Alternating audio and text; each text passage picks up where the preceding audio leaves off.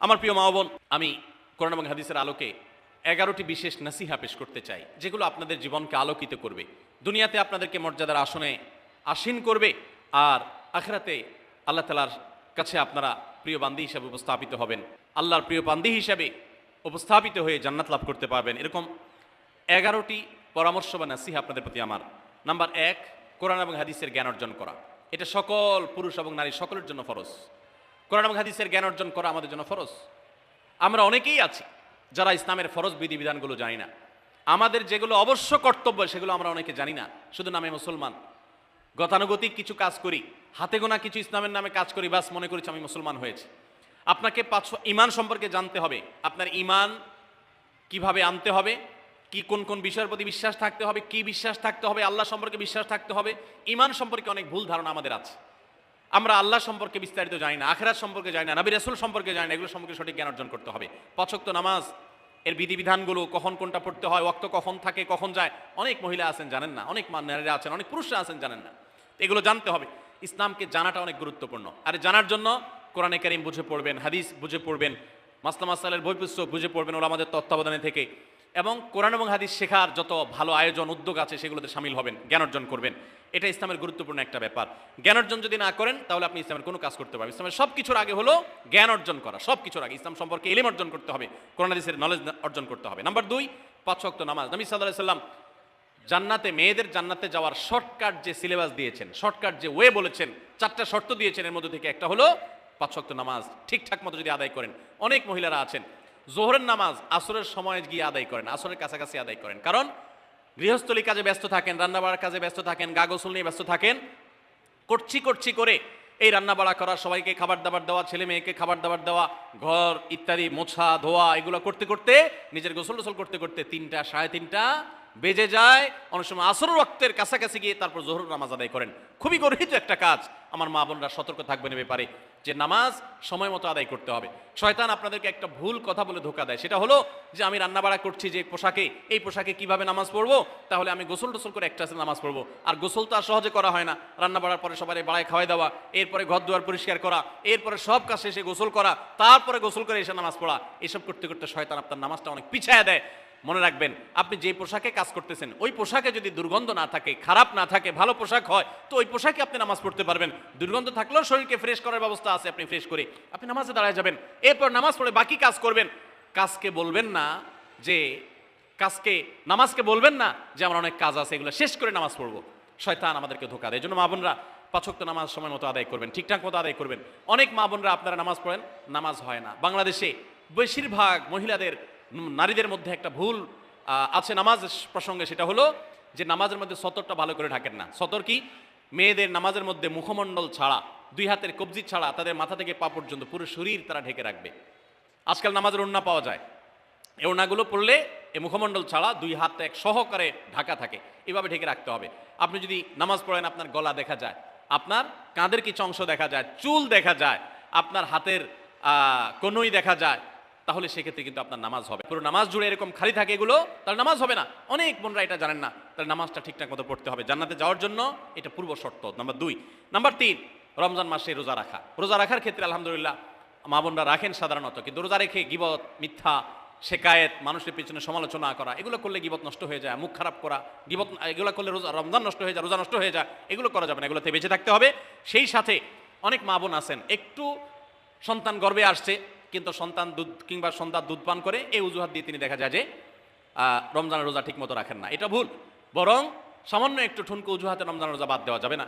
যতক্ষণ পর্যন্ত শক্তি সামর্থ্য আছে রমজান রোজা ঠিক মতো রাখতে হবে। নাম্বার 3। 4 নম্বর হলো স্বামীর আনুগত্য করা। আমি সবসময় বলি এটা হলো মহিলাদের জন্য তিতা করল্লার আমল। তিতা করল্লা দিয়ে জুস বানায় খাওয়ানো, এটা যেরকম কষ্টের কাজ মানুষের জন্য, ঠিক একইভাবে মহিলাদের জন্য স্বামীর কথা শোনাটা এরকম কষ্টের কাজ। অনেক মহিলা আছে নামাজ পড়তে রাজি আছি, রোজা রাখতে রাজি আছি, তাসবিহ তাহলিল করতে রাজি আছি, কোরআন পড়তে রাজি আছি, মগর পুরুষের স্বামীর কথা শুনবো না। কেন তার কথা শুনবো কেন? আমি কি কম বুঝি? এই মানসিকতা আজ পশ্চিমা অপসংস্কৃতির যে ছোঁয়া আমাদের সমাজে এসেছে, লেগেছে, এটার কারণে আমাদের মা বোনদের মধ্যে তৈরি হয়েছে। এটা কখনো আমাদেরকে সুখী করতে পারে না। একটা ছোট মুদি দোকানেও একজনকে দায়িত্বশীল মানতে হয়। একজন মালিক হয়, আরেকজন অধীনস্থ হয়, একজন ম্যানেজার হয়, আরেকজন তার কর্মী হয়। এতটুকু চেইন অফ কমান্ড যদি ঠিক না থাকে, তাহলে একটা ছোট দোকানও সুশৃঙ্খলভাবে চলতে পারে না, সেটাও বিশৃঙ্খল হয়ে যাবে। তাহলে একটা সংসার, একটা পরিবারে একজনকে মুরব্বী না মানলে কিভাবে সেটা চলতে পারে? অবশ্যই একজন নারী তার স্বামীকে অভিভাবক মানবেন, মুরব্বী মানবেন, তাকে মেনে চলবেন। শুধু ইসলামই বলে নাই, পশ্চিমা দুনিয়ার মানুষরাও স্বীকার করে। সাবেক মার্কিন প্রেসিডেন্ট বারাক ওবামার একটা আত্মজীবনীমূলক লেখা ধারাবাহিকভাবে বাংলাদেশে একটি জাতীয় গণমাধ্যমে প্রকাশ হয়েছে অনেক বছর আগে, আমি পড়েছি। সেখানে তিনি পরিষ্কার করে বলেছেন যে আমার দাদি নানিরা পারিবারিক জীবনে যতটা সুখী ছিল, এখন আমাদের স্ত্রী, আমাদের মেয়েরা ততটা সুখী না। অথচ তাদের তাদের এত বেশি শাড়ি চুড়ি, এত বেশি সাজগোজ, এত বেশি সুখ সমৃদ্ধির উপকরণ ছিল না আজকের মেয়েদের যতটা আছে। পারিবারিক শান্তি তখন যতটা ছিল এখন তার ধারে কাছেও নেই। এর অন্যতম কারণ হলো এটি যে আমরা পশ্চিমা অপসংস্কৃতির ছোঁয়ায় পড়ে শয়তান আমাদেরকে অতিরিক্ত স্বাধীনতার নাম দিয়া আমাদেরকে বলগাহীন স্বাধীনতার পথে নিয়ে গেছে, যেটা আমাদের ধ্বংস ডেকে এনেছে। এজন্য একজন গার্ডিয়ান, একজন অভিভাবক পরিবারে থাকতে হবে, তাকে মানতে হবে। আপনি নারী হিসাবে আপনার স্বামীটাকে যদি মনে হয় একটু বোকা কিসিমের, সে বুঝে না, আপনি অবশ্যই ডেফিনেটলি আপনি তাকে বোঝাবেন, আপনি তাকে আপনার মতামত বলবেন, তারও কর্তব্য আপনার মতামত গ্রহণ করা। কিন্তু এর মানে এই না যে আপনি তাকে ডিনাই করবেন, পাত্তা দিবেন না, অবজ্ঞা করবেন, তার কাছে জিজ্ঞেস করা ছাড়া যেদিক সেদিক যাবেন, যা খুশি তা করবেন, এটা উচিত না। আপনার জান্নাতে যাওয়ার প্রয়োজনে ওই যে তিতা করল্লা বলেছি, সে যদি কোনো দিক থেকে তাকে মানতে আপনার কষ্ট হয়, আপনার থেকে সে পিছিয়ে আসে বুদ্ধিতে জ্ঞানে, তারপরে একটু কষ্ট করে ঢোক গিলেন, একটু কষ্ট করে সবর করেন, শুধুমাত্র জান্নাতের আশায় আল্লাহ তাআলা আপনাকে মর্যাদা দিবেন, দুনিয়াতে বড় করবেন, আখিরাতে বড় করবেন।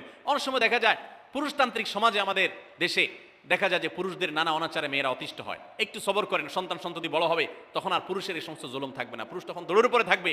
এই বাস্তবতা আমরা প্রত্যেকটা মানুষ উপলব্ধি করার কথা। অতএব মেয়েদের, মুসলিম নারীদের অত্যন্ত গুরুত্বপূর্ণ আরেকটি বিষয় হলো 4 নম্বর যেটি বললাম, স্বামীর আনুগত্য করা।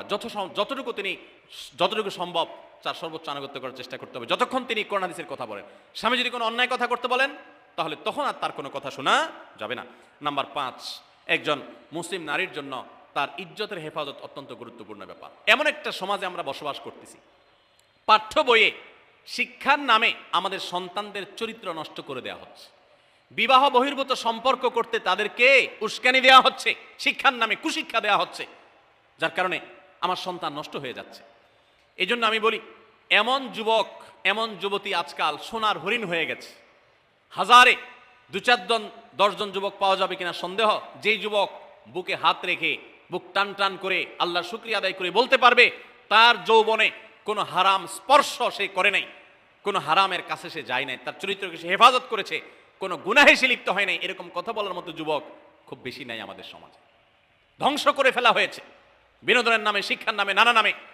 এগুলো আমাদের দেশের সংস্কৃতি ছিল না। এদেশের মুসলমান তো বটে, এদেশের হিন্দুরাও পারিবারিক এই বন্ধনের মধ্যে থেকে তারা তাদের চরিত্রকে হেফাজত করে, বৈবাহিক সম্পর্ক ছাড়া কোনো প্রকার সম্পর্কের মাধ্যমে তাদের যৌন আকাঙ্ক্ষাকে মেটায় না। এটা এদেশের মাটির, এদেশের কালচার, এদেশের মানুষের কালচার, এদেশের সকল ধরনের মানুষের কালচার, কিন্তু এদেশের সেই সংস্কৃতিকে ধ্বংস করে দেওয়া হচ্ছে ছোট ছোট বাচ্চাদের বইয়ে এই বিবাহ বহির্ভূত সম্পর্কের কথা বলে। এই জন্য সচ্চরিত্র এখন সোনার হরিণ হয়ে গেছে। নবী সাল্লাল্লাহু আলাইহি ওয়াসাল্লাম বলেছেন, মাইয়াজমানলি মা বাইনা লিহিয়াইহি ওয়া মা বাইনা রিজলাইহি আদমান লাহুল জান্নাহ। যে ব্যক্তি তার 2 চোয়ালের মাঝখানের অঙ্গ অর্থাৎ মুখ, আর যে ব্যক্তি তার 2 রানের মধ্যবর্তী অঙ্গ, তার লজ্জাস্থানকে হেফাজত করবে, অন্যায় খাতে ব্যবহার করবে না, এটার সংরক্ষণের দায়িত্ব এবং গ্যারান্টি যে ব্যক্তি নিজের ব্যাপারে নিজে নিবে, নবী সাল্লাল্লাহু আলাইহি ওয়াসাল্লাম বলেছেন, আমি তার জন্য জান্নাতের দায়িত্ব নিয়ে নিলাম। যে এটা 2টার দায়িত্ব নিতে পারবে, আমি তার জান্নাতের দায়িত্ব নিলাম। এবং নবী সাল্লাল্লাহু আলাইহি ওয়াসাল্লাম আরো বলেছেন, আকসারু মা ইউদখিলুন নাস আন-নার, মানুষকে সবচেয়ে বেশি জাহান্নামে নিয়ে যায় কোন জিনিসে? আল ফামু আল ফরজ, এই 2টি অঙ্গ, মুখ এবং লজ্জাস্থান। এই জন্য মা বোনরা, অনেকে আপনাদেরকে অনেক প্ররোচনা দিবে, অনেক গুনাহের পথে আহ্বান করবে। আপনাদের মেয়েরা স্কুল কলেজে পড়তে গেলে সেখানে অনেক অন্যায় আবেদন শুনবে, হারামের আহ্বান শুনবে। তাদেরকে সুশিক্ষা দিবেন যে আল্লাহ তাআলা তোমাকে যে চরিত্র দিয়েছে, এই যৌবন দিয়েছে, এটাকে যেখানে সেখানে ব্যবহার করলে হবে না। কিয়ামতের ময়দানে যুবকদেরকে আলাদা করে জিজ্ঞাসা করা হবে, তোমার যৌবনকালে কি করছো সেটা বলো, বুড়া বয়সে এসে কি করছো এটা ইম্পর্টেন্ট না, যৌবনকালে কি করে আসছো সেটার হিসাব দাও। যৌবনকে হেফাজত করার গুরুত্ব এত বেশি, আল্লাহ আলাদা করে জিজ্ঞাসা করবেন। এই জন্য মা বোনদের কর্তব্য তাদের মেয়েদেরকে, ছেলেদেরকে অসৎ চরিত্রতা থেকে হেফাজত করবেন, সংরক্ষণ করবেন, তাদেরকে বুঝাবেন, তাদেরকে সেভাবে বড় করবেন যে বিয়ে শাদীর মাধ্যমে, সাংসারিক জীবনের মাধ্যমে তোমরা তোমাদের এই জীবনকে তোমরা উপভোগ করবে। আল্লাহ তাআলা তোমাদের জন্য যে নিয়ামত রেখেছেন সেই নিয়ামত তোমরা পাবে, কিন্তু অবৈধ উপায়ে কখনো তোমরা সেদিকে পা বাড়াবে না। যারা বাড়ায় তাদের দুনিয়াতেই ধ্বংস হয়, আখিরাত তো আছেই। এই অবৈধ সম্পর্ক করে সুখে থাকে খুব কম মানুষ। যারা যত বেশি এই জগতে যায় তারা তত বেশি অসুখী থাকে দাম্পত্য জীবনে। অতএব একজন নারী তার 5 নম্বর গুরুত্বপূর্ণ বিষয় হলো তার ইজ্জতের হেফাজত, লজ্জাস্থানের হেফাজত এবং তার চরিত্রের হেফাজত। আল্লাহ তাআলা আমাদের মা বোনদেরকে সেই তৌফিক দান করুন। অনেক সময় দেখা যায় যে সবই ঠিক আছে, আপনি সোশ্যাল মিডিয়াতে পুরুষের ছবি দেখে, ভিডিও দেখে আপনি হারাম আনন্দ পাচ্ছেন। আপনি ইমোতে, হোয়াটসঅ্যাপে, মেসেঞ্জারে বিভিন্ন পুরুষের সাথে অপ্রয়োজনীয় চ্যাটিং করছেন, কথা বলছেন, এবং সেখানে এই বেহুদা কথা থেকে অনেক অনাচার হয়ে যায়, অনেক সংসার ভেঙে যায়, অনেক পরকীয়া হয়, অনেক সংসার ধ্বংস হয়। এই জন্য আল্লাহ বলেছেন আল্লাহ তাকরাবুজ জেনা, জেনার কাছেও যেও না, চ্যাটিংই করতে যেও না, কারণ করতে গেলে তুমি ডুবে যাবা, পরে ফিরে আসতে পারবা না। ভয়ঙ্কর এক গুহা এবং ভয়ঙ্কর এক জগৎ। তো এই পথ থেকে আমাদেরকে বেঁচে থাকতে হবে। আল্লাহ আমাদের তৌফিক দান করুন। নাম্বার 6, মা বোনদের জন্য গুরুত্বপূর্ণ বিষয় হলো সন্তানদের লালন পালন করা। আপনি বাজার থেকে 2-4 কেজি আম কিনে খাইছেন, এটাতে আপনি যতটা সুখী হতে পারবেন, আপনি যদি একটা আমের গাছ লাগাই দিতে পারেন তাহলে তার চাইতে অনেক বেশি সুখী হতে পারবেন, আপনি বেশি লাভবান হবেন, আপনি মনকে মন আম খেতে পারবেন, আপনার বংশধররা খেতে পারবে।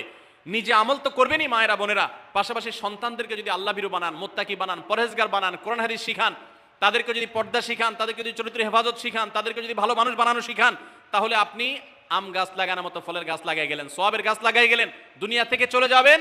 নেক সন্তানের আমল যেগুলো আপনি শিখাই দিয়ে গেছেন, এগুলোর সওয়াব আপনি পেতে থাকবেন। ছেলেটাকে সূরা ফাতিহা নিজে শিখাবেন, মেয়েটাকে সূরা ফাতিহা নিজে শিখাবেন, নিজে ভালো করে শিখবেন, তাহলে কিয়ামত পর্যন্ত, মরণ পর্যন্ত এই ছেলে যতবার সূরা ফাতিহা পড়বে প্রত্যেক নামাজে আপনি কিন্তু সওয়াব পেয়ে থাকবেন, কারণ আপনি শিখাই দিয়ে গেছেন, আপনি শুরুটা করে দিয়ে গেছেন। এই জন্য মা বোনদের জন্য সন্তানদের লালন পালন করা, সন্তান দুধে ভাতে আছে কিনা, ভালো জামা কাপড় পরছে কিনা, এর চাইতে ইম্পর্টেন্ট হলো সন্তান আমার নামাজ পড়ছে কিনা, সন্তান আমার আল্লাহকে চিনে কিনা, সন্তান আমার কোরআন হাদিসের শিক্ষা পেয়েছে কিনা। সন্তান একজন স্কুলে যায় না, তার জন্য আমার মাথা খারাপ হলে, সন্তান একজন নামাজ পড়ে না এক ওয়াক্ত, তার জন্য আরো বেশি মাথা খারাপ হতে হবে। তাহলে আপনি দায়িত্বশীল মা হতে পারবেন, দায়িত্বশীল বাবা হতে পারবেন।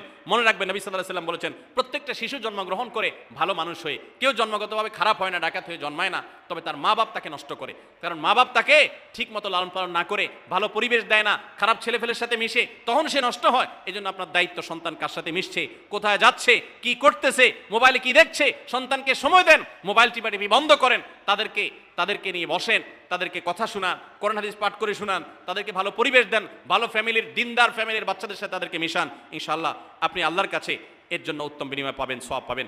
নাম্বার 7, মা বোনরা বিশেষ করে আপনাদের জন্য গুরুত্বপূর্ণ হলো কৃতজ্ঞতা আদায় করবেন। পুরুষদের জন্য গুরুত্বপূর্ণ, কিন্তু মা বোনদের জন্য বিশেষ গুরুত্বপূর্ণ এই জন্য যে নবী সাল্লাল্লাহু আলাইহি ওয়াসাল্লাম বলেছেন, তিনি জাহান্নামে নারীদেরকে যে দেখেছেন, তাকে যে দেখানো হয়েছে মেরাজে, যে প্রচুর সংখ্যক নারীরা জাহান্নামে, এর অন্যতম একটা কারণ ছিল নেয়ামতের নাশকরি করা। পুরুষদের মধ্যেও নাশকরির কারণে বহু পুরুষ জাহান্নামে যাবে।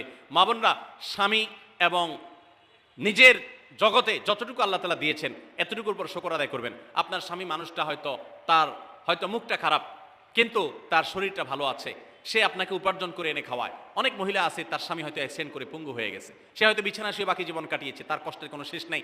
আপনার স্বামী হয়তো বা তার কোনো দিক থেকে দুর্বলতা আছে, আবার বহু দিক থেকে তার ভালো গুণ আছে। একই কথা পুরুষদের জন্য ইসলাম নির্দেশ করেছে যে তার স্ত্রীর একটা গুণ খারাপ দেখে যদি তার কষ্ট লাগে, তো সে চিন্তা করলে 10টা গুণ ভালো দেখবে, সেটা দেখে শুকর আদায় করা উচিত। এই শুকরিয়া আদায় করা ছাড়া পুরুষ হোক নারী হোক কেউ আল্লাহর প্রিয় বান্দা হতে পারবে না। এজন্য আল্লাহর কাছে শুকরিয়া আদায় করবেন। মায়েরা বিশেষ করে শ্বশুরের বাড়িতে যাওয়ার পর প্রথম অনেক কষ্ট হয়। আমি সবসময় বলি, শ্বশুর বাড়িতে যাওয়ার পর মেয়েরা আমাদের দেশে নানান জুলুম নির্যাতন সহ্য করতে হয়। শাশুড়ি বাঁকা চোখে দেখে, সব শাশুড়ি না, অনেক শাশুড়ি, অনেক সময় ননদরা বাঁকা চোখে দেখে, স্বামী লোকটা জ্বালায় নানাভাবে, দেবররা জ্বালায় নানানভাবে, মানুষ খোঁচাখুচি করে, কষ্ট দেয়। একটু ধৈর্য ধারণ করেন, আল্লাহ তাআলা আপনার সংসারে যখন 2-4টা সন্তান দিবে, এরা যখন বড় হয়ে যাবে, এগুলো সব আপনার বাহিনী হয়ে যাবে, তখন দেখবেন ওই বুড়া আস্তে আস্তে চুপসে গেছে, বুড়ার বড় কোনো গলা নাই, বড় কোনো কথা নাই, কারণ পোলাপান সব মায়ের পক্ষে থাকে, বুড়া সব আস্তে আস্তে সাইজ হয়ে যায়। এই জন্য মা বোনরা সবর করবেন, ধৈর্য ধারণ করবেন, খবরদার ধৈর্য হারা হবেন না, শুকর আদায় করবেন। নাম্বার 8, কখনো মুখ খারাপ করবেন না, গালিগালাজ করবেন না, অভিশাপ দিবেন না। অনেক সময় পোলাপান একটু উল্টাপাল্টা করলে তাদেরকে অনেক মা অভিশাপ দিয়ে দেন, গজব ঠাডা দিয়ে দেন, বদদোয়া করেন, মুখ দিয়ে খারাপ কথা বলে ফেলেন। এগুলো খুব খারাপ জিনিস। নবী সাল্লাল্লাহু আলাইহি ওয়াসাল্লাম বলেছেন, যদি কাউকে গজব ঠাডা দেওয়া হয়, এটার উপযুক্ত না হলে যে দেয় তার উপরে এসে পড়ে, এরকম ভয়াবহ একটা বিষয়। এই জন্য কোন অবস্থাতে এগুলো যেন না হয়। এবং মেয়েদের জাহান্নামে যাওয়ার অন্যতম একটা কারণ এটাও যে তাদের মধ্যে, অনেকের মধ্যে, আমি সবার কথা বলছি না, যে এই ধরনের গালিগালাজ করা, অভিশাপ দেওয়ার বদস্বভাব আছে। এই বদস্বভাব বহু পুরুষের মধ্যেও আছে, সবাইকে ছাড়তে হবে। নাম্বার 9, আত্মীয়তার বন্ধন রক্ষা করার পরে দায়িত্বশীল হতে হবে। স্বামীকে স্বামীর ভাই বোনের সাথে সম্পর্ক ভালো রাখতে কখনো বাধা দিবেন না। অনেক মহিলা আছে বোকার মতো কাজ করে। স্বামী যদি স্বামীর ভাইকে টাকা পয়সা দেয়, সে অপছন্দ করে। স্বামী যদি স্বামীর বোনকে টাকা পয়সা দেয়, সে এটাকে পছন্দ করে না। মা বাবার খোঁজ খবর বেশি নিলে তার কাছে ভালো লাগে না। এই মহিলা হলো নির্বোধ। কেন নির্বোধ? কারণ নবী সাল্লাল্লাহু আলাইহি ওয়াসাল্লাম বলেছেন যে মান সাররাহু আন ইউবসাতালাহু ফি রিজকিহি আও ইউনসালাহু ফি আথরি ফালিয়াসিল রাহিমা, যে ব্যক্তি চায় তার রিজিকে আল্লাহ বরকত দেখ, তার হায়াতে বরকত দেখ, সেই জন্য রক্ত সম্পর্কে আত্মীয়দের সাথে সম্পর্ক বেশি ভালো রাখে। তাহলে আপনার স্বামীর রিজিক বেশি হোক, টাকা পয়সা বেশি হোক, তার হায়াতে বরকত হোক, এটা যদি আপনি চান তাহলে আপনি বরং তারা উৎসাহিত করা উচিত। তোমার ভাইটার খবর নাও, তোমার বোনটার বাড়িতে যাও, তোমার মা বাপের খেদমত করো, তাদের সাথে যত সম্পৃক্ত থাকবে আপনার স্বামীতে আল্লাহ তাআলা তত বরকত দান করবেন। এই জন্য তাকে সেটা করবেন। আবার পুরুষরা উচিত মেয়েদেরকে সুযোগ দেওয়া, তারা তাদের বাপ মেয়েরও তো কর্তব্য আছে তার বাপ মার প্রতি, বাপ মার খেদমত করবে, বাপ মার জন্য হাদিয়া তোফা দিবে। অনেক পুরুষরা আছে মেয়েদের পাওনা অধিকারই দেয় না, হাদিয়া তোফা কোত্থেকে দিবে, তাদের মহরটাই দেয় না, তাদের হাত খরচ দেয় না, আলাদা কিছু হাত খরচ দেওয়া উচিত যে তার মতো সে খরচ করবে, তার মা বাপের জন্য খরচ করবে। এগুলোর বিনিময়ে আমরা আল্লাহর কাছে জান্নাত পাবো। অতএব এই আত্মীয়তার সম্পর্ক রক্ষা করা গুরুত্বপূর্ণ। নাম্বার 10, সাদাকা করবেন। সাদাকা জাহান্নাম থেকে মুক্তির কারণ। নবী সাল্লাল্লাহু আলাইহি সাল্লাম জাহান্নামের ব্যাপারে সতর্ক করেছেন আপনাদেরকে, আমাদের সবাইকে। অতএব সাদাকা দিলে জাহান্নাম থেকে মুক্তির একটা পথ আমরা পাই, সুগম হয়। এবং নবী সাল্লাল্লাহু আলাইহি সাল্লামের সময় মহিলা সাহাবীরা তাদের গহনা খুলে আল্লাহর রাস্তায় দান করতেন। এজন্য মসজিদ, মাদ্রাসা, বিভিন্ন গুরুত্বপূর্ণ যে দানের খাতগুলো আছে সেগুলোতে বেশি বেশি দান করবেন, বেশি বেশি আল্লাহ রাস্তায় ব্যয় করবেন, যতটুকু তৌফিক আছে ততটুকু। এখন মহিলারা দান করবে কোত্থেকে? পুরুষরা মহরের টাকাই পরিশোধ করে না, বেচারে দান করবে কোত্থেকে? এই জন্য পুরুষরা দায়ী হবে। এবং মহিলারাও তাদের মহরের টাকা যেন অনাদায় না থাকে, তারা যেভাবে চেষ্টা করলে হয় সেভাবে চেষ্টা করবেন। এবং তাদের হাত খরচ আলাদা দেওয়া উচিত, এবং তারা পর্দার মধ্যে থেকে তাদের মতো উপার্জনও করতে পারেন, সেটাও শরীয়ত তাদের জন্য সুযোগ রেখেছে। যেভাবে হোক তারাও সাদাকার চেষ্টা করবেন। 11 নম্বর সর্বশেষ হলো সময়ের অপচয় করবেন না। এখন এমন একটা সময় চলছে বেশিরভাগ মানুষ জাহান্নামে যাবে, যেই কারণে আজকের যুগে সবচেয়ে বেশি আমরা বিপদগামিতার মুখে যাচ্ছি, যে কারণে সেটার অন্যতম হলো এই স্মার্টফোনের অপব্যবহার। আমরা অনেকে আছি টেলিভিশনের বিভিন্ন সিরিয়ালে আসক্ত, অনেকে আছি বিভিন্ন নাটক সিনেমায় আসক্ত, অনেকে আছি ফেসবুক এবং ইউটিউব এগুলোতে আসক্ত। বিশেষ করে মা বোনদেরকে বলছি, অনেকেই আছেন এখনো রিমোট ছাড়া তার পেটের ভাত হজম হয় না, সারাদিন রিমোট হাতে বসে থাকেন, একটার পর একটা সিরিয়াল এবং চ্যানেল পাল্টাতে থাকেন। মনে রাখবেন, সফল ইমানদার হতে হলে এই অনর্থক কাজ না ছাড়লে আপনি সফল ইমানদার হতে পারবেন না। অনেকে নামাজে পড়ে আবার সিরিয়ালও দেখে, অনেকে আছেন ফেসবুকে ঘন্টাকে ঘন্টা, ইউটিউবে ঘন্টা ঘন্টা সময় নষ্ট করেন। এর জন্য আল্লাহর কাছে জবাবদিহি করতে হবে। কিয়ামতের ময়দানে আল্লাহ তাআলা কয়েকটা প্রশ্ন উত্তর দেওয়া ছাড়া একজন মানুষকেও নড়তে দিবেন না। এর ভিতরে একটা হলো যে তোমার সারা জীবনে কি অর্জন করেছো। সময়ের অপচয় করা যাবে না। সময় হলো জীবনের সবচেয়ে মূল্যবান সম্পদ। অতএব আল্লাহ তাআলা আমাদের সবাইকে জীবনের এই অমূল্য সম্পদ সময়কে সংরক্ষণ করার তৌফিক দান করুন। মা বোনরা, আপনাদেরকে আমি আল্লাহর ওয়াস্তে উপদেশ করতেছি, যারা বদভ্যাস আছে ফেসবুক ইউটিউবে ঘন্টা ঘন্টা পড়ে থাকার, প্রয়োজনে এগুলো সব ডিলিট করে দেন মোবাইল থেকে। প্রয়োজনে আপনি এই মোবাইল বিক্রি করে বাটন ফোনে চলে যান। নিজের বদভ্যাসকে নিয়ন্ত্রণ করতে না পারলে প্রথমে চেষ্টা করেন, এরপর না পারলে প্রয়োজনে বাদ দিয়ে দেন। আল্লাহর জন্য যদি এই ত্যাগটা করেন, কিয়ামতের ময়দানে বলতে পারেন, আল্লাহ গুনাহ থেকে বাঁচার জন্য, তোমাকে খুশি করার জন্য আমি স্মার্টফোন পর্যন্ত রাখি নাই, বাটন ফোনে চলে গেছি। আল্লাহ তাআলা খুশি হবেন ইনশাআল্লাহ বিইذنিল্লাহ। বহু মায়েরা তাদের সন্তান নষ্ট হয়ে যাচ্ছে এই মোবাইলের আসক্তি, সিরিয়ালের আসক্তির কারণে। তাদের স্বামীর সাথে সম্পর্ক নষ্ট হয়ে যাচ্ছে এই সমস্ত আসক্তির কারণে। অনেক গুনাহের পথে তারা চলে যাচ্ছেন এই সমস্ত আসক্তির কারণে। এই জন্য এগুলোকে নিয়ন্ত্রণ না করলে আপনি কখনো নেককার হতে পারবেন না। আপনার সন্তানকে মোবাইল দেখে খাওয়াবেন না। আমি আমার সন্তানকে মোবাইল দেখে খাওয়াই না। আমরা সব জায়গায় বলি মোবাইল দেখা, কার্টুন দেখায়, মোবাইল দেখায় বাচ্চাকে খাওয়াবেন না। বাচ্চা কাচ্চা এখন ক্রেজি হয়, আধপাগল কিসিমের হয়, জিদি হয়, বদমেজাজি হয়, ভাঙচুর করে। কেন হয়? কারণ সারাদিন আপনি ওর মোবাইলে কি দেখান? কার্টুন দেখান। কার্টুন মানে কি? মার মার, কাট কাট, হ্যাঁ, সব কিছু ধ্বংস করে ফেলা, গুলি করা, বোমা মারা, হ্যাঁ, সাপ হয়ে সব খেয়ে ফেলা, এটাই তো। এগুলো বাচ্চাদেরকে ক্রেজি করে, বাচ্চাদেরকে মানসিকভাবে অসুস্থ করে, ধ্বংস করে দেয়। তাদেরকে ফিজিক্যাল খেলাধুলা শারীরিকভাবে করতে পারে এরকম খেলাধুলার ব্যবস্থা করেন, দৌড়াদৌড়ি করার ব্যবস্থা করেন। বাচ্চারা সুস্থ থাকবে, ভালো থাকবে। মোবাইল থেকে তাদেরকে বাঁচান, টেলিভিশন থেকে তাদেরকে বাঁচান, এবং কার্টুন থেকে, ভিডিও গেমস থেকে তাদেরকে বাঁচান। না বাঁচাতে পারলে আপনার দুনিয়া আখিরাত সব ধ্বংস হয়ে যাবে। অতএব আজকের এই মাহফিল থেকে আসুন প্রতিজ্ঞা করি যে আমরা সময় নষ্ট করব না, সময়ের অপচয় করব না, প্রয়োজন ছাড়া মোবাইল হাতে হাতে ঘাটাঘাটি করব না, ঘন্টায় ঘন্টা মোবাইলকে সময় দিব না। অনেক মেয়েরা আছেন, অনেক পুরুষরা আছেন, এই একটি অপকর্মের কারণে তার শিক্ষা জীবন ধ্বংস হয়ে যায়, চাকরি নষ্ট হয়ে যায়, ব্যবসা লাটে উঠে, মা বাবার সাথে সম্পর্ক নষ্ট হয়, স্বামী স্ত্রীর সম্পর্ক নষ্ট হয়, সাংসারিক জীবন ধ্বংস হয়ে যায়, সব কিছু ধ্বংস হয়ে যায় শুধু এই মোবাইল ফোনের অনিয়ন্ত্রিত ব্যবহার করার কারণে। যারা মোবাইলকে নিয়ন্ত্রণ করতে পারেন না, ডাইরেক্ট হয়ে গেছেন, সারাক্ষণ হাতে মন চায়, তারা একটা শক্ত সিদ্ধান্ত নেন, প্রয়োজনে আমি স্মার্টফোন বিক্রি করে দিব। 6 মাস 8 মাস আপনি কিছুদিনের জন্য, 1 বছরের জন্য বাটন ফোনে চলে যান, এরপর আবার ব্যাক করলে আশা করা যায় আল্লাহ আপনাকে হেফাজত করবেন। এবং ইসলামের নাম দিয়ে, অনেকে বলে আমি ইউটিউবে ওয়াজ শুনি, ফেসবুকে ওয়াজ শুনি, ওয়াজের নাম দিয়া আপনি যে কি করেন কি না করেন সেটা আপনার আরশের মালিক সবই জানেন। অতএব যে ওয়াজ শুনতে গিয়ে আপনার আকাম কুকাম করা লাগে, খারাপ জিনিস দেখা লাগে, ওই ওয়াজ শোনার কথা আপনাকে ইসলাম বলে নাই। আল্লাহ তাআলা আমাদের সবাইকে সবগুলো বিষয় আমল করার তৌফিক দান করুন। আমরা আবারও বলছি, আজকে আমাদের মা বোনদেরকে লক্ষ্য করে বিশেষ করে যে 11টি করণীয় আপনাদের জীবনকে সোনালী জীবনে পরিণত করতে পারে, আপনাদের জীবনটাকে সমৃদ্ধ করতে পারে, সুখী করতে পারে এবং আল্লাহর কাছে আপনাদেরকে জান্নাতের উপযুক্ত করবে। কিয়ামতের ময়দানে সুন্দর হাসি, সুখের হাসি, তৃপ্তির হাসি আপনাদেরকে হাসাবে ইনশাআল্লাহ। সেই 11টি নসিহা, সেই 11টি বিষয়ের প্রথমটি হলো কোরআন এবং হাদিসের জ্ঞান অর্জন করবেন। অনেক ভালো ভালো বই আছে কোরআন হাদিস ভিত্তিক, সেগুলো পড়বেন। দিন শিক্ষার যত আয়োজন আছে সেগুলোর সাথে সম্পৃক্ত হবেন। অনলাইনে অনেক কোর্স করা যায়, সেগুলোতে আপনি সম্পৃক্ত হতে পারেন। যেভাবে হোক আপনাকে কোরআন হাদিসের কথা জানতে হবে। আল্লাহ কি বলেছেন, রাসূল সাল্লাল্লাহু আলাইহি ওয়াসাল্লাম কি বলেছেন, মাসালা মাসাইল কখন কি করা উচিত, কোরআন হাদিসে কি বলা আছে, এগুলো জানতে হবে আপনাকে। যতটুকু সম্ভব জানার চেষ্টা করবেন। নাম্বার 2, 5 ওয়াক্ত নামাজ সঠিকভাবে আদায় করবেন, সময় মতো আদায় করবেন। জোহরের ওয়াক্ত বাসার কাজ কাম শেষ করে গোসল করে একেবারে 3টার দিকে একসাথে পড়বো, এটা করা যাবে না, বরং সময় মতো আদায় করতে হবে। এবং মেয়েদের যে সতর, এই সতর ঢাকার পরে সতর্ক থাকতে হবে। পুরো শরীর মুখমণ্ডল ছাড়া যেন ঢাকা থাকে, চুল, গলা, হাতের গোছা, কোনোই, এগুলো যেন দেখা না যায়, খেয়াল রাখতে হবে। এবং নামাজ ধীরে ধীরে পড়তে হবে। অনেক মহিলা অনেক দ্রুততার সাথে নামাজ পড়েন, এবার পড়লে হবে না। নাম্বার 3, রমজানের রোজা ঠিক মতো রাখতে হবে, যথাযথভাবে রাখতে হবে। রোজা রেখে গীবত, শিকায়েত, মিথ্যা, গালমন্দ এগুলো করা যাবে না। নাম্বার 4, স্বামীর আনুগত্য করতে হবে। নিজের কাছে খারাপ লাগলেও একটু সবর করতে হবে। যতক্ষণ পর্যন্ত স্বামী ন্যায়সঙ্গত কথা বলে, অন্যায় কাজ করতে না বলে, গুনাহের কাজ করতে না বলে, ততক্ষণ পর্যন্ত তার কথা মানতে হবে। নিজের খারাপ লাগলেও মানবেন আপনার জান্নাতের প্রয়োজনে, সুশৃঙ্খলার প্রয়োজনে, পারিবারিক শান্তির প্রয়োজনে। ইনশাআল্লাহ আপনি সুখে থাকবেন দুনিয়া এবং আখিরাত উভয় জগতে। নাম্বার 5, নিজের ইজ্জত সম্ভ্রম হেফাজত করবেন। অনলাইনে অফলাইনে কারোর সাথে হারাম সম্পর্ক করবেন না, কোনো গায়রে মারাম পুরুষ সাথে অযথা যোগাযোগ করবেন না, চ্যাটিং করবেন না, এবং সোশ্যাল মিডিয়াতে হারাম জিনিস দেখা থেকে নিজের চোখকে হেফাজত করবেন, বাঁচিয়ে রাখবেন। নাম্বার 6, নিজের সন্তানদেরকে দিন শিখাবেন, তাদেরকে কোরআন হাদিস শিখাবেন, উত্তমভাবে লালন পালন করবেন, তাদেরকে নামাজ শিখাবেন, মেয়েদেরকে পর্দা শিখাবেন, তারা যেন চরিত্র হেফাজত করে সেই শিক্ষা তাদেরকে দিবেন। উপযুক্ত হওয়ার পর ছেলে মেয়েকে বিয়ে দিবেন, কোনোভাবে যেন হারাম সম্পর্কে না জড়া, সেজন্য সাবধান থাকবেন। ভালো ফ্যামিলির সাথে তাদেরকে উঠা বসা করাবেন, ভালো শিক্ষা প্রতিষ্ঠানে দিবেন যেখান দিলে তার ইমান আমল হেফাজত থাকবে। নাম্বার 7, আল্লাহ শুকরিয়া আদায় করবেন, বান্দারও শুকরিয়া আদায় করবেন। আল্লাহ যা দিয়েছেন, যতটুকু আছে স্বামীর সংসারে আলহামদুলিল্লাহ বলতে শিখবেন, আল্লাহ তাআলা বাড়াই দিবেন ইনশাআল্লাহ।